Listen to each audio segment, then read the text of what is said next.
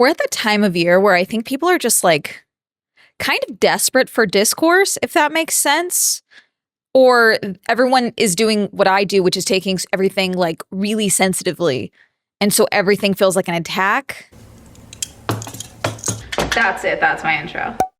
Hi, I'm Amanda. I'm professionally nosy and I talk for a living. And you're watching Swell Entertainment, the channel where I tell you whatever I can't stop thinking about that week every Tuesday. Welcome. And today we are talking about TikTok discourse of day in the life content and Vlogmas. This wasn't even about Vlogmas. I think it just was like a timing situation that led to this also being about Vlogmas, but we're going to talk about it. So it's December. Now for me, this is the time of year where I'm wildly sensitive and I can't wait for January 1st to come around. I hate the month of December. I am not a holiday person. I finally admitted that in my adulthood. I don't like what the month of December does to me. It doesn't like me. I don't like it. I want the first to come around. But this is also the time of year where a lot of people get like really invigorated with their content, their goals. They start making changes and making moves. I'm doing the same thing. I'm prepping for the first, okay? Because this year, 2025, we're done. However, this year also calls in a yearly trend of Vlogmas. Now, before I tell you about this, let me tell you about the videos that started this discourse on TikTok. Ken never even mentions Vlogmas in her videos. This, I think, just happened to be the perfect storm of the timing. And once again, people complaining things and also thinking anything that doesn't apply to them or that isn't flattering to them is an attack. We're talking about Ken Urich, okay, who is a content creator and influencer. For full disclosure, I do follow Ken. She does not know who I am. We met one time last year at an event for the Austin Grand Prix. She definitely could not pick me out of a lineup, okay, but I did want to make that note just in case. So Ken made a video talking about day in the life content. Day in the life content is like a vlog, okay? And it's very popular on TikTok. Day in the life of me as a tech worker. Day in the life of someone trying to be an influencer. Day in the life of someone working at a coffee shop. Day in the life of a full-time student. Things of that nature, okay? Vlogs, essentially. With like just like a new reframing. Like I am bringing you along with me versus just I'm showing you what I do, you know, is how I would frame it. And her video, here it is. I think people have like this skewed vision because everyone just wants to be like the type of influencer that like wakes up and posts these like cute little aesthetic videos. But the truth is a lot of the people that you see doing those videos, like Paige Lorenz, for example, right? She always makes like cute day in the life like type videos. People like that because she's been on the internet for years and like has already created an audience so that she can do that. And people are interested. Like she doesn't have to like prove who she is to people, right? Because she's kind of been on the internet for years and has done all types of different types of videos.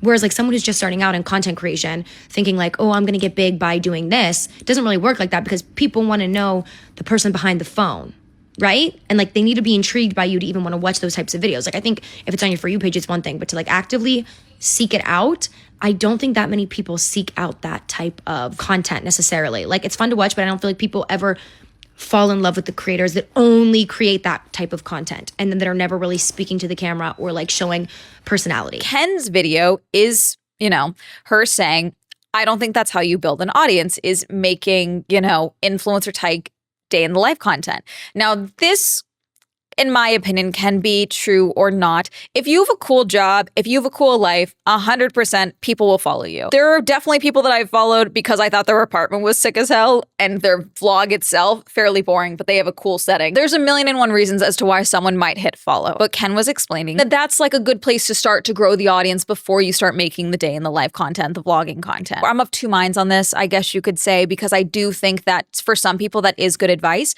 It's very common to see an influencer that you like and be like, I want to be exactly like them. Clearly, to get to that point, I need to do what they're doing now. I think that's something that a lot of people that want to be influencers want to be creators. They want to emulate, you know, the final product that they see currently of where they're already successful and not look at what got them to that point. Or they don't look at that and think, okay, well, what can I do to apply that to myself? How can I, you know, I like this format. I like watching vlogs. I like watching day in my lives. What can I do to apply that to myself? And that's usually where I recommend people of like, oh, I want to do this, but I don't know where to start. What do you like watching? Is usually the number one point. For me, when I started, I wanted to be famous. Okay, I was 16, whole thing. But it's very clear in my early videos, I'm mimicking the way other creators talk, okay? And over time, I realized I love the editing process. Now William does the editing. But like, you love different elements. I like talking to a camera. I like being professionally curious and nosy, you know? I like getting to the bottom of things and talking with y'all and getting y'all to also ask your own questions and things like that. And that's something that I enjoy doing. But I also, when I started making commentary content, I liked watching commentary videos, but there was topics and things that I wanted to talk about that my friends didn't want to hear me talk about. And so I was like, someone might watch it. Making things that I was interested in for topics that I hadn't seen because I was interested in talking about them. Does that make sense? And again, you can totally be like, well, I hate your videos, Swell. What about that? You know, there's always that too. You also can hate me. That's fine. You can also be annoyed with me. But that's usually a good place to start. Let's use Mr. Beast as an example, because that's the one that I hear a lot of guys bring up to me. I want to be the next Mr. Beast that does blank. Okay.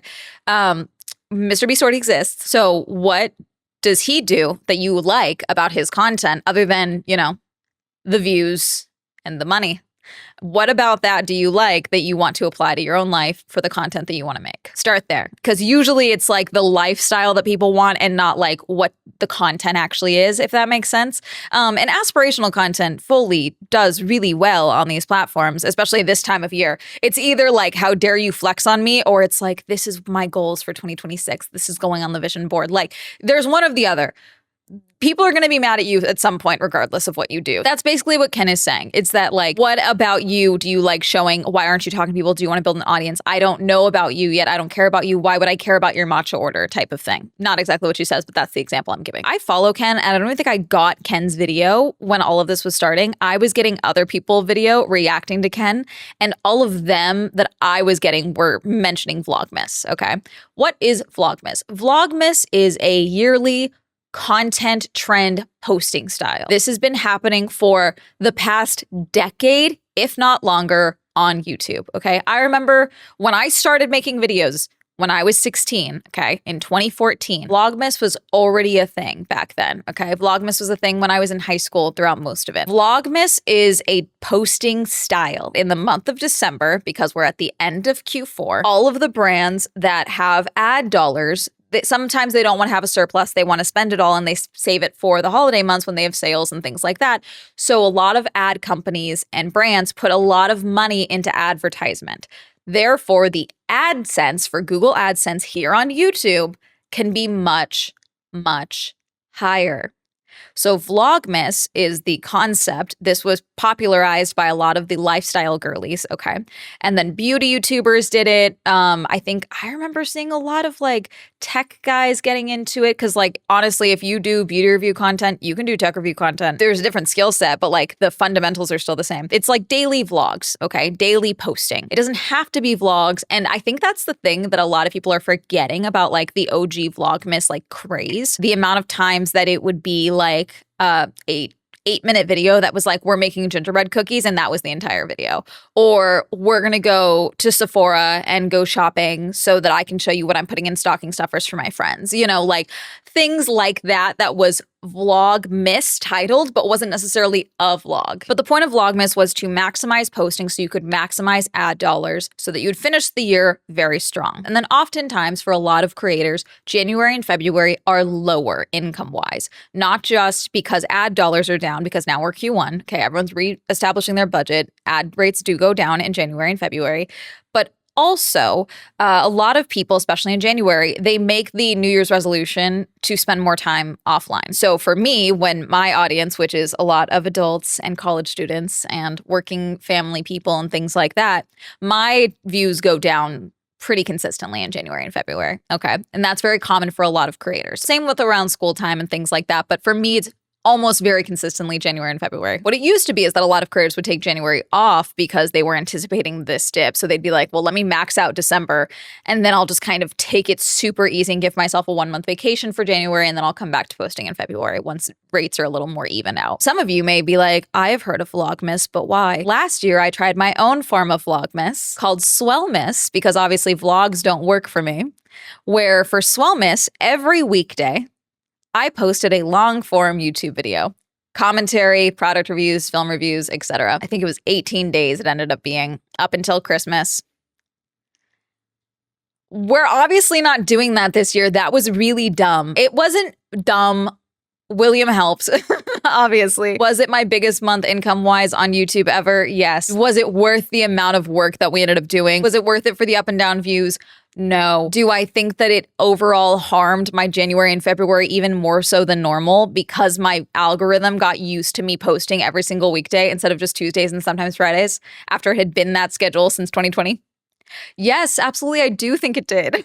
I am glad we did it so I could have that experience. Now I'm doing Postmas, which is different. So some of you may have noticed that we have way more shorts coming up on the feed for you guys this season. And that's because I am trying to make myself be a little more short form pilled. And so I've been doing more post content. However, vlogs, I've never been a hardcore vlogging person. I don't even like watching vlogs most of the time. I like watching event vlogs. So like someone who's going to a cool thing that maybe I want to go to in the future or something that I would like to do in the future. I've been watching a lot of hosting presenters, live commentary for sports and things like that. I've been watching a lot of those people's vlogs because that's something that I'm really passionate about getting into in the future. And so that's what I've been watching, but also event vlogs. What did you go to do that was cool? That's the type of thing that I like to do. And then even then, it's usually wrapped up in a little bit of a review more than anything than just like a vlog itself for me. So Vlogmas in its direct form does not necessarily work for my content. Swellmas worked. Postmas is working. I'm having fun with it. I am posting on all the platforms constantly. It feels like a lot, but I'm enjoying it. And it's kind of reinvigorating the short form because the reality is that though I have, 530,000 subs here on YouTube, no one cares because I make long form content. They want short form content. So I have to grow my TikTok. Here you go. And Instagram. Here you go. But that overall is what Vlogmas is, okay? It's a posting format. And what you should do with Vlogmas, if you are thinking about doing Vlogmas, is not, oh, I need to do vlogs. It's what do you want to make year round? What content have you been making that's been working? Apply that Vlogmas format to that. My friend does Sportsmas. I've seen Loremas. I've seen Bookmas. I've seen everyone do different things that fits with their content to apply it to this series format of under the umbrella of Vlogmas. You don't have to do vlogs, but a lot of people are doing Vlogmas as a means to try and grow on TikTok. TikTok is having another boom. This has always been the case, but it's having another boom, at least in what's being recommended to me. I'm assuming because the algorithm on TikTok is acknowledging that I have been posting way more and way more consistently. And so it's showing me more of these how to grow on TikTok videos. Here's what TikTok doesn't want you to know about the new algorithm change. Oh, you want to get 1 million followers on TikTok right now? Here's exactly what to do. And it's just detailing how to blow up their account and not yours. That's my favorite. You're going to do top down. TikTok needs to know you're a real person. It definitely does. It doesn't think you're a bot. You giving this one person a bunch of views and comments so that they can grow their account is not going to help your account. What are we talking about? But everyone right now on TikTok is doing a lot of Postmas, a lot of Vlogmas. Within reason, obviously, I'm in the United States. Our economy's a mess. A lot of people have been laid off. A lot of people are like, okay, you know what? Why not me? I should try content. Let me try and make this work. There is room for everyone. I am a firm believer of that. Someone else doing well does not take away from me doing well. You can blow up. However, you are going to have a much easier time finding your audience if you are making content that is geared around you and, not trying to mimic someone else, which is really what Ken was saying. Even Ken made a follow-up video. Guys, I must be so unaware because I keep seeing videos that are like my take on the Ken York situation. I got bitches mad. I didn't even know people were mad at me, right? I didn't even know I ruffled feathers. Apparently, people are mad about my video. And I still have yet to see a video of someone actually being mad. I don't know if I haven't been getting fed it, but I just keep on seeing videos of people being like, I think your eyes are taking it the wrong way. I'm not saying you can't blow up from videos like that. However, I am saying that I do think it's a lot harder to blow up making videos like that, and people are a little bored of that content. I think just picking up your phone and talking to your audience is going to get you farther. And to me, it's way less work. And being yourself is just like original, and no one can take that from you. And day in the lives can get tired and repetitive, and I'm not saying nobody likes to watch them because I will sit down and watch a day in the life video. I'm just saying that sometimes I don't feel like the connection is that deep with the people that create those videos. And I'm not saying you can't make it, but I'm just saying that if people are really trying to do this, I'm trying to give you advice and be encouraging that like it's really not that deep. Like pick up your phone and start chatting. Like, you don't have to, do things the way you think you need to do things to be an influencer. Like, believe it or not, like you can probably just be you and have a lot easier of a time connecting with an audience. If you want your content and your audience to be, I want my cute little vlogs and I want people to watch me for our cute little vlogs, then make your cute little vlogs. Totally cool. Do it. I saw someone get so mad and it was like, well, how am I supposed to build an audience if I don't do this? There's a lot of ways to build an audience. Make the content. Some people just might not watch it. I don't like watching vlogs. Like I said, most day in the life vlogs, unless you're going to tell me that like you get ready with me to go smack the shit out of my boss, you know, like unless you're doing that, I probably am not going to sit down, you know, for your get ready with me. You got to lure me in. You know, if I've never seen you before and I'm not connected to you, like tell me a story, show me what art you're making, you know, show me what you are working towards, you know, tell me about how you might have a shopping addiction and you're trying to, you know, pay off credit card debt. Talk, communicate, you know, that's the best way to get an audience. I saw another video from a man. I'm so sorry. That did sound like I don't watch men's content. I do, obviously. This guy made a video, and I'm sorry I don't remember his name, but he made a point where he was like, if you are a girl and you want to be a creator and you want women followers, you have to talk to the camera. If you want to be gaining a following and you are just trying to gain a following off of being attractive, you're going to gain a male following. This isn't always foolproof back and forth. Hi. Case in point, not that I don't like my male viewers. Some of you just scare the living shit out of everyone in my life. My manager wants me to hire security because y'all stress everyone out. Like if you are just like, I am beautiful, I want to be beautiful, and that's my content. If you want to be that type of influencer, you're going to have a more male followed audience. Okay. Whereas talking, not to say that men don't want to hear women talk, because quite a few of you are here, and whether it's nosiness or you're like, I like Swell and I want to hear her talk about anything, you're here. If you want like an audience that supports you and talks to you and wants to see you do things and is connected to you, you got to talk to them. They got to see your personality. They got to hear your takes. They got to see if, you know, you're creative and fun. There's a variety of things that you could be doing to build an audience, but I did think that was an interesting video that was not at all related to this situation whatsoever, but I saw and I did think that that was an interesting tie-in to this because it was saying a lot of the same things that Ken was saying in a completely different context, but I do think it applies. Not to compare myself in the situation again, but my personal take is that if you want Vlogmas to work for you, you got to figure out how it applies to you. One thing that I started seeing for Vlogmas as someone that was just like scrolling on the feed and posting my stuff was seeing people be like, I'm doing Vlogmas and I don't know how you guys are doing this every single day because I'm just working. I have nothing to film. And what it sounded like, was that they were trying to figure out how they could get their vlogs to match other vlogs that they were seeing of people doing things instead of what they were doing, which was just sitting at their desk and working. That is part of your vlog. That is your life. If that's your reality, absolutely vlog that. If that's the content that you want to be making, you have a job. People right now want to follow influencers with jobs. This has been the case for the last couple of years. Also, what is happening right now, tripping with Tarte. Did they always do it in December? I feel like it's usually in the summer. Did they already do it this year? There's another tripping with Tarte thing. There's discourse with that as well. One of the influencers missed her original flight and tried to hold up a private jet with everyone else to wait for her because she was late. That started everything. The same discourse that always happens with the Tarte trip, which is why don't you send regular people? One, it's marketing. Two, you guys are talking about it. Someone's going to look up the Tarte trip. And three, they want to hang out with influencers. It's not a good example, but like that is the reality. It's Discourse December over on TikTok. One of the other videos that I saw from about Ken's situation was people commenting. Some people just post to post. Not everyone wants to be an influencer and get an audience. Totally valid. Totally cool.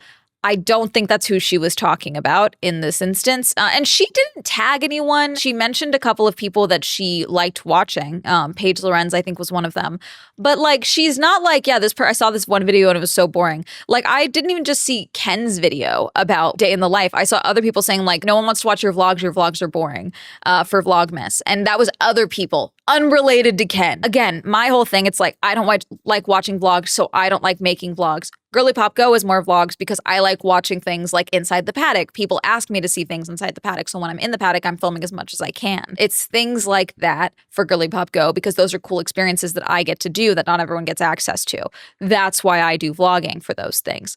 But like a regular Swell Entertainment day, I'm here, I'm filming, I'm editing, I'm walking my dog several times a day. I have to research at some point and scroll through my phone. Like my day-to-day life is tame.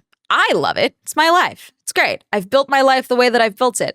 But like to deliver that to you, you're going to be like, this fucking lazy bitch. Fuck you. I decide I don't want to deal with that and I don't need that and that's not the content I like consuming, so it's not the content I like to make. If you like watching day in the life and you're like, I'm going to be a day in the life creator, Do it. Make it happen.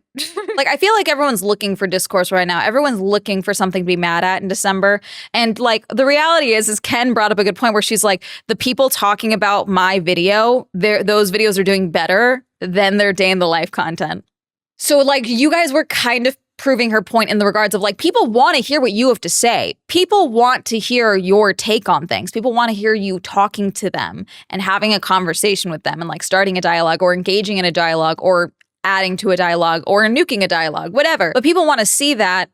And when you're doing your day in the life content, you're not often having that dialogue. You know what I'm saying? So that's really it. Sorry, I'm fiddling with my flag, but I don't think there's a lot to this video. I just really wanted to talk about this because I saw this and I was like, oh, this is an interesting way for me to talk about Vlogmas and Postmas and things like that. And also, the one thing I get asked a lot by people that want to be creators, how do I start?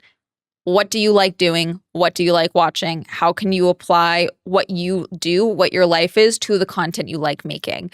Also, just start. What are you chewing? Someone was chewing on Christmas lights.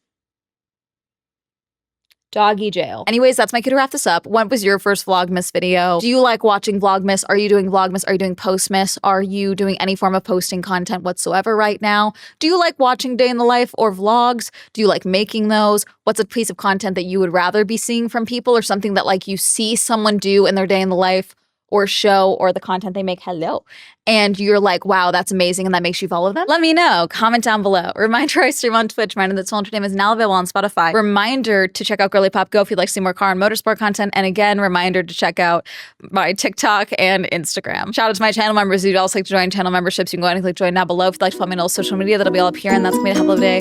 Goodbye.